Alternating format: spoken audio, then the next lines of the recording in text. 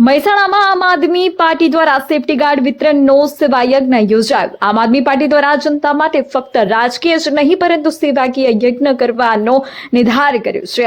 ત્યારે ઉત્તરાયણ સંદર્ભે જનતાના જીવ જખમાય નહીં એ હેતુસર ટુ વ્હીલરોમાં નિઃશુલ્ક સેફટી ગાર્ડ વિતરણ કરવામાં આવ્યું।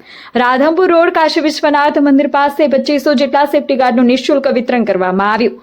આપ નેતા નરેશભાઈ પટેલના જણાવ્યા મુજબ આગામી 2 દિવસમાં આશરે 10,000થી વધુ નિઃશુલ્ક સેફટી ગાર્ડ વિતરણ કરવામાં આવશે। સાથે સાથે જનહિતના મુદ્દાઓ સહિત સેવાકીય યજ્ઞ દ્વારા આમ આદમી પાર્ટી હંમેશા જનતાની પડખે રહેવાની ખાતરી આપી।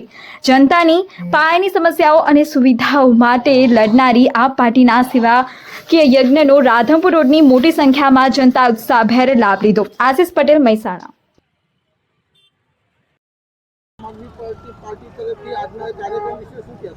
નમસ્કાર મિત્રો, મહેસાણા મહાનગરપાલિકાના જનતા માટે અમે સેવા યજ્ઞ આમ આદમી પાર્ટી તરફથી અમે આ અભિયાન ચલાવીએ છીએ।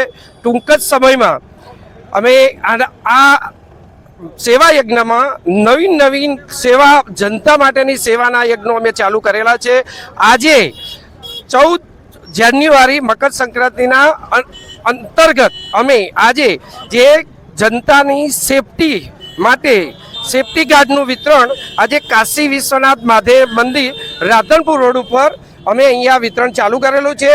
જે 2500 સળિયા આજે અમે દરેક જનતાને અમે એની સ્કૂટી બાઇક ઉપર અમે લગાવ્યા છે અને જનતાના હિતમાં આમ આદમી પાર્ટી ખડે પગે રહેશે।